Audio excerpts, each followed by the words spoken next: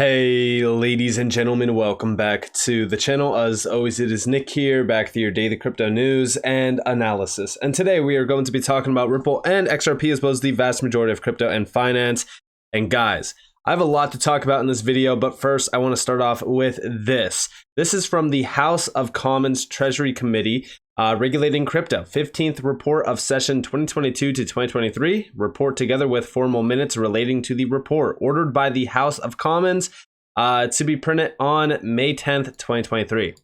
Now, within this, they did talk quite a bit about a few things around crypto payments, things like that around, of course, the UK. If you guys did want to look into a lot of things around Ripple, the UK is where you want to really start because there's so much happening over in the UK around Ripple. And I'm talking about like the Bank of England, the Digital Pound Foundation, which is a think tank organization, but they are tied to quite a bit. And obviously, yes, is like Ripple's working with them and trying to alleviate a lot of problems with like CBDCs, as well as bring up a lot of solutions around them. It's a big one. But what I find crazy about this is that this is the contents of this PDF. But you see the potential benefits of crypto assets and their underlying technologies, risk from crypto assets, the government's ambition for crypto assets in the UK, the government's approach to regulating crypto assets, and then the key issues, approach to supporting innovation, approach to regulating retail activity in unbacked crypto assets. Now in the US, we already know about the SEC lawsuit with Ripple. I don't need to really kind of bring that up. But what's wild about this is the things that we read within this PDF file around Ripple. First and foremost, potential benefits of crypto assets and their underlying technologies. Check this out. One of the most commonly cited possible benefits of crypto asset technologies is their potential to improve the efficiency and reduce the cost of payments, particularly cross-border. Susan Friedman, head of policy at crypto technology company Ripple Labs Inc., told us, "It is no secret that the cross-border transfer system is broken. It takes 3 to 5 days, up to 6% is chewed up in fees. Blockchain and crypto can help solve those problems and help money move much more efficiently than it does in the current system." What's crazy to me is that we look down here. So these are the witnesses, as you guys do see. We do see Susan Friedman is one, head of policy at Ripple. And you can see all of the other major names tied to this as well. And then down here, we do see Ripple Labs cited under, again, the published written evidence. And you can see all of the major names tied to this. But this is literally on a PDF file called Regulating Crypto from the UK. To me, again, as we look at what's happening around this SEC case, I've said it many times. I believe that this case was just brought up to slow things down so that things can move faster behind the scenes so that we could have the infrastructure that crypto could essentially be plugged and played within. I do think that this is very large, and I do think that Ripple is playing their role. I think that Ripple is going to be a key player around all of this. And again, like as we look at a lot of these regulatory PDF files and how to regulate crypto, Ripple is literally on almost all of them. And around the UK, going back to, I want to say September or October, it might have even been November, it might have been after FTX, Ripple brought out a white paper within the UK around a regulatory framework to follow.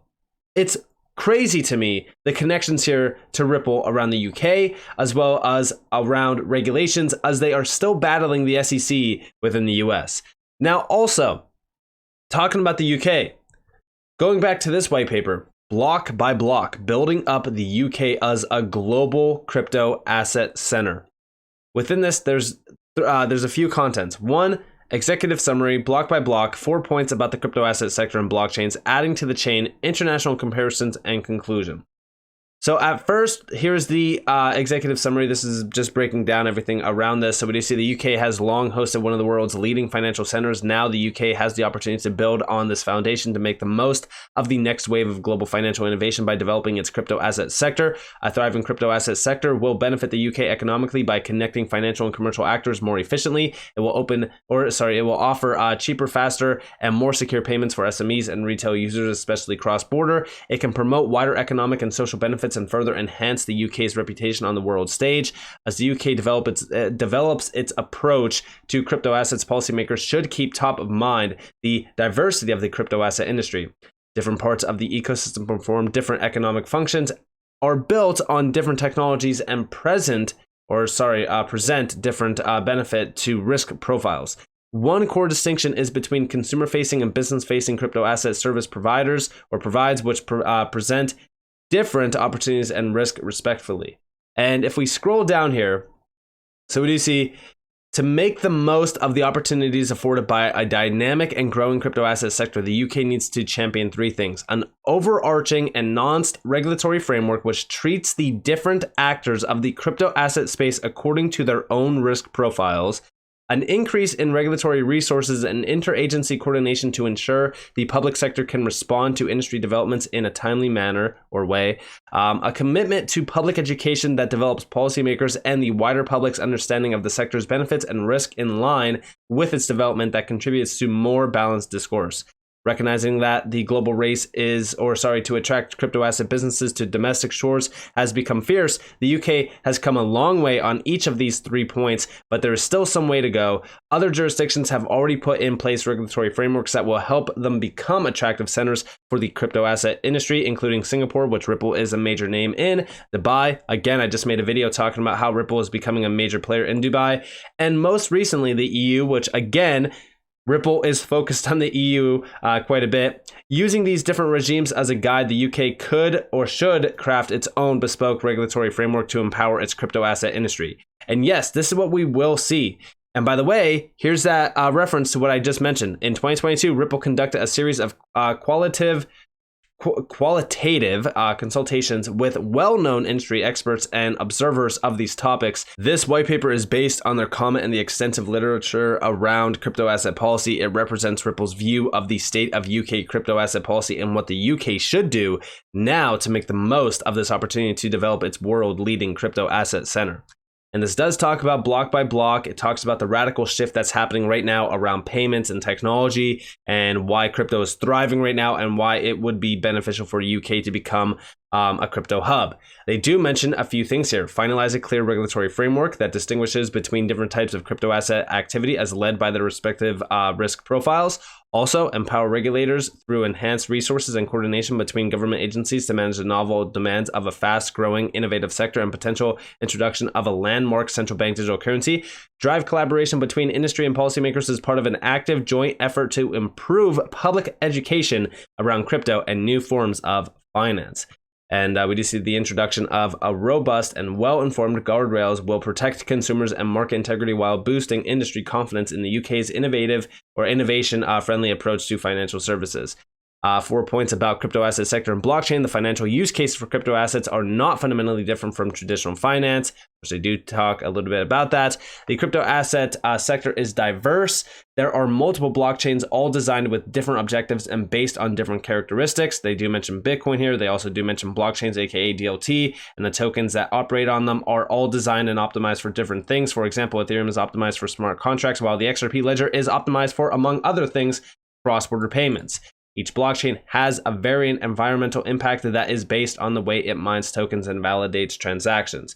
And of course, they do mention blockchain and DLT is the new technology, not a product, company, or service. And yes, this is going to be the new technology that will power the new financial system. For an example, they even do mention down here that DLT/blockchains can be used for multiple reasons across the whole economy. It is not only part of the financial system. For example, DLTs can be used to transfer real-world assets without financial intermediation, such as land registry documents, to improve certainty and remove execution risk. Like what we are seeing around DLT and the efficiencies tied to it is going to be extremely large and beneficial for a lot of these industries that are first to this. The race is on. Don't get it twisted. The race is on here around how to adopt these assets and how they can innovate with them. And I do think that as we do center out on what's happening around payment technology, payments is the big one to focus on. But yeah, I mean, as we do really kind of look at what's happening around the UK, I think that the UK is one to focus on because we are already kind of seeing a lot of movement here around some of the major areas that they do mention within this PDF. For an example, Singapore is a big one. Dubai is also another one. The European Union just passed MiCA. MiCA's the big one.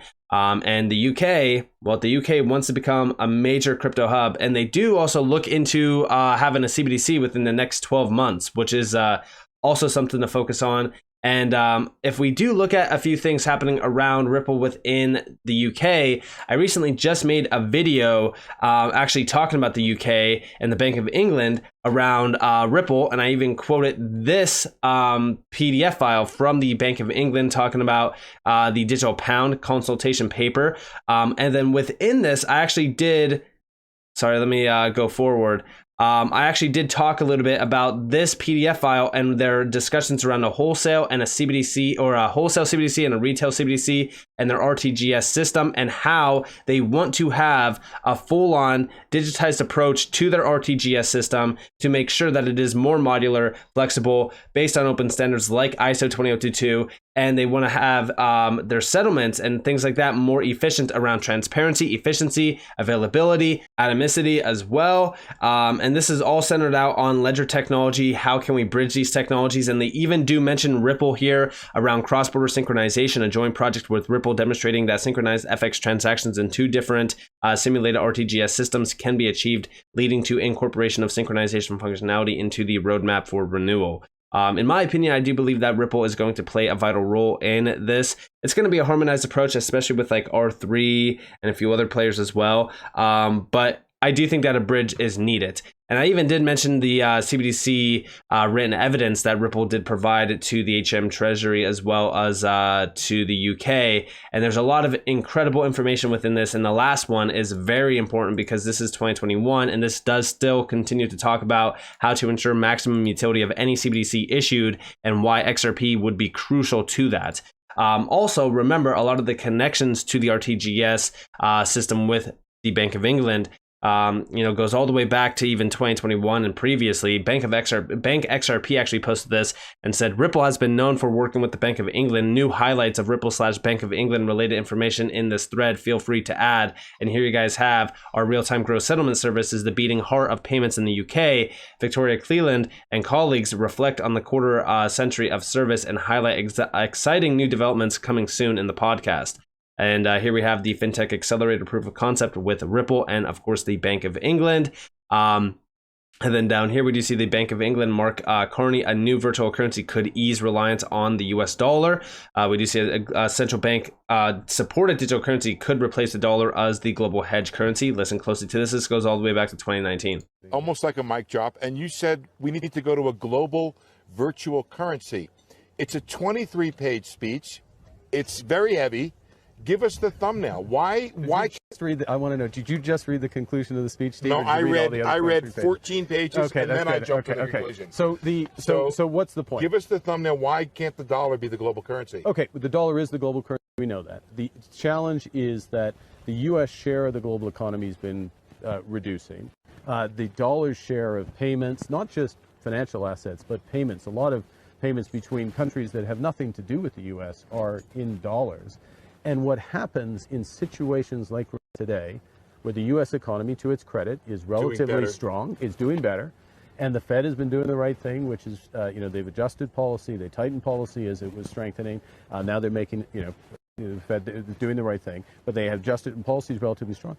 That means rest of world policy is tighter than it needs to be, and that feeds back on the U.S. economy in a way that ultimately slows this economy. And it leads to a substandard outcome. And in a world where you only have limited policy space, it's a dangerous place to be. And so the trade issues we're talking about are reinforced by the structure of the monetary system. Now, I mean, you've asked a big question, so just give me a second to. But now the issue is, you don't just jump to something new overnight. And what we want in a multipolar world, I think we'd agree that we've got European engine, we've got the Chinese engine, we've got the U.S. engine of this economy. Multipolar world, you need a multipolar currency. The question is, how do you get there? And I laid out some ideas of how you would get there. And the bottom line, Governor, is that all of the pressure on the difference in growth around the world would not fall on the dollar exchange rate. Yeah. It would be spread out if it was a global basket of currencies. It would be spread out as a global basket of currencies. It's better for the system as a whole. It's better. It raises that equilibrium level of interest rates. Right. It gives central banks more policy, but it gives people who are watching greater returns on their savings. Well, certainly worth thinking about. Governor Carney, thanks for joining us, and good luck through the. So yeah, I mean, I do also believe that a new virtual currency is coming. Could it be XRP? We don't know, right? We've been talking about this for so long. A lot of people think that it's XRP, that XRP is going to be the world reserve currency and all this kind of nonsense. I told you guys what I believe is gonna happen. I believe that central bank digital currencies are actually very beneficial for a lot of these nations, because what they do is, if these nations have a central bank digital currency, it decentralizes the entire system. The entire system becomes decentralized. No one nation is relying on a reserve currency. It completely clears up all the problems tied to a reserve currency. Every nation is responsible for their actions now. Because now if the US, wants to print the dollar into oblivion, well, guess what? They're only ruining their economy. They're not ruining, third world countries' economies and these, global, nations' economies. They're only destroying their own economy. So when you have full-on decentralization of the global financial system through CBDCs, bridged by a digital asset that is, again, we already know XRP, because XRP has been positioned as a digital bridge currency, then guess what? The whole financial system gets a facelift, it becomes a lot more efficient, and it's fully decentralized, meaning no nation besides the United States has a reliance on the US dollar. I think that this is the best case scenario. That's my idea of how this entire financial system, the global financial system, could become a lot more efficient and ultimately far better than what we have today. But is this going to happen? We don't know, right? We can only speculate. But we do see down here as well. Almost like a mic drop. Oh, sorry. Let me pause that. Brad Garlinghouse, the Bank of England, is a customer of Ripple, as well as another central bank that is unannounced. This goes all the way back to 2018. Now, of course, yes, things have changed since 2018, but I'm sure that they are still working with them. Recently, back in February of this year, the Bank of England did include Ripple on their PDF file. The Bank of England is a customer of Ripple, as well as another central bank that is unannounced. We have more customers in the pipeline that we are yet to publicly announce. Listen closely to this. The Bank of England is a paid customer of Ripple's. There's another central bank we haven't announced that we're working with very actively. So there you guys have it. And then down here, you see all the way back to October of 2020, the CFTC and the Bank of England signed new MOU for supervision of cross-border clearing organizations. Again, this was focused on, clearing, settlement, things like that. The Commodity Futures Trading Commission and the Bank of England, the BOE, have today announced that they have signed an updated memorandum of understanding regarding cooperation and the exchange of information and the supervision and oversight of clearing organizations that operate on a cross-border basis in the US and even in the United Kingdom. Big deal. And then down here, last but not least, this is going to be the last video. A&K of England, Governor Mark Carney admitted he is open-minded about the prospect of a UK digital currency to rival Bitcoin, once dubbed a Britcoin. This is Bank of England Governor Mark Carney admitted he is open-minded to this. Listen closely. About £2 to use Bitcoin on a transaction basis. You layer on top of that the environmental cost and other factors. It's just not that good at doing what it's supposed to do, but it does point the way in many respects to the future of money, and that's what's interesting. So there's a glass half empty. We're not worried about it displacing sterling or the US dollar or other conventional currencies, fiat money, but it does throw a challenge, these cryptocurrencies throw a challenge to central banks and those who oversee payments systems and markets of how to reorganize those to better serve customers. Yeah. I mean, so part of the genius, if you will, of cryptocurrencies is that, as we all know, they're distributed. They cut out the central banks, they cut out the banks, and they're ideally directly peer-to-peer between you and I. And so the challenge for payment systems is to move in that direction, so we can instantaneously move money from my account to your account to the publican's account, the guy who runs the pub, directly. And what we're doing at the Bank of England is we're reorganizing the core of the system in a way that allows new payment providers to just plug in. They could be using distributed ledger technology, they can use other technologies, and we're in a position where these innovative so-called PSPs will be able to provide those types of services. We have to meet the challenge of what these cryptocurrencies are trying to do. They're not doing it that well, but they do point the way to the future. And did you hear what he said? Literally utilizing plug and playing with DLT, crypto as, I mean, like, this is why We have been focused on this for so long. And although, yes, it's taken time, like this is not going to happen overnight. This is a restructuring of the global financial system. Okay, take a step back, clear your mind. Now think about that. A global restructuring of the financial system. Now also, going back to October of 2016. 2016, this is 7 years ago. Bank of England scaling a real-time gross settlement. This is from Ripple. We scroll down. So this was in their consultation paper, a new RTGS service for the UK, safeguarding stability, enabling innovation. They sought to answer crucial questions about the bank's real-time gross settlement service. And they were asking input from experts like Ripple. On an average day, RTGS settles around £500 billion between banks. Today, it's probably much more. As a central bank with a key role in monetary policy and a mainstream platform for payments, the Bank of England is keenly interested in the future and how current innovations can help them evolve to meet the changing needs across the global settlement system or landscape. All of these banks, every single major bank, every single major payment technology, payment company is looking at how can they have the best payment technology. They're going to look into DLT. They're going to look into digitization, tokenization, because it's already a major trend. It's already happening right now. The race is on for real-time payments. Almost every single major nation, almost every single major area around the world is moving towards how can we have faster payments? How can we get instant settlement? How can we have 24/7, 365 payments? The Federal Reserve, literally with their FedNow service, is trying to do this. It's happening, and it's a major trend. And we do see the future of our RTGS system in the UK depends on the decisions made in the coming years that will support interoperability and scalability required in a world of real-time payments between people, corporates, and even autonomous devices. In particular, the report expresses the bank's belief that the future of their RTGS system will likely involve interoperation with DLT. The report postulates 3 potential roles for DLT as a platform for the core RTGS security settlement, or as a platform for the future class of digital assets with which RTGS would need to interoperate. The Bank of England recognizes that these new technologies have the potential to reshape the future payment landscape and plans to pursue an active research agenda to explore its capabilities. This is massive. And I know that this is 7 years ago. So most people are going to say, oh, 7 years ago, so who cares? It's nothing today. I want you guys to understand that ISO 20022 just became a major thing.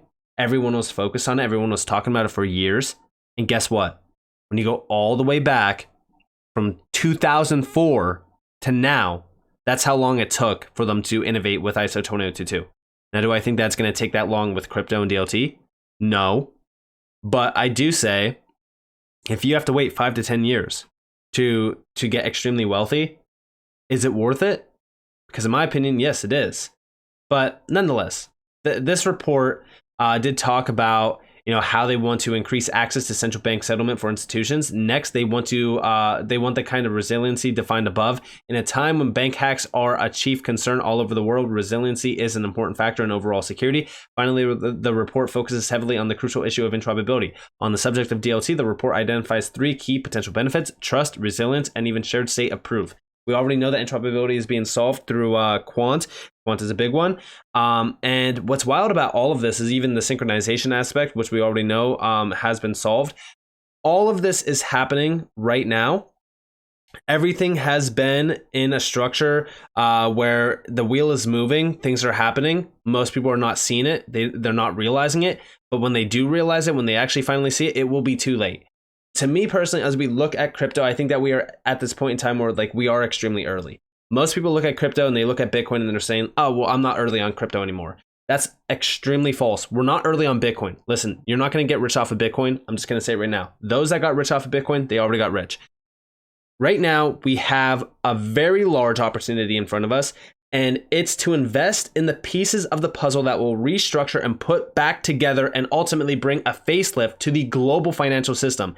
And if you are going to be someone that is investing in this type of technology, then you will reap the rewards. But you need to have patience. You need to understand that this is a patience game. And also remember, with all of this, all of these ideas, it's speculation technically until it happens. So when we look at that and when we understand what's happening around the space, you know, you gotta be very vigilant, and you gotta understand that, you know, you shouldn't be investing anything more than what you can afford to lose, no matter what the asset is, no matter how great the asset looks.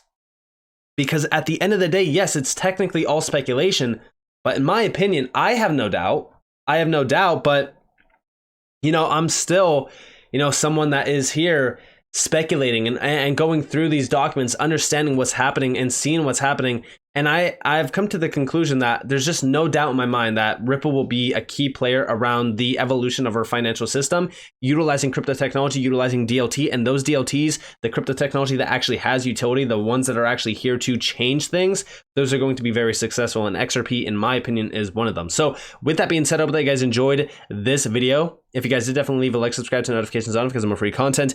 You guys are more than welcome to follow me on Twitter and join the free Discord down in the description below. Us, hope that you all have a beautiful day or a beautiful night. If you guys are on this beautiful world, this has been Nick. Peace out, guys.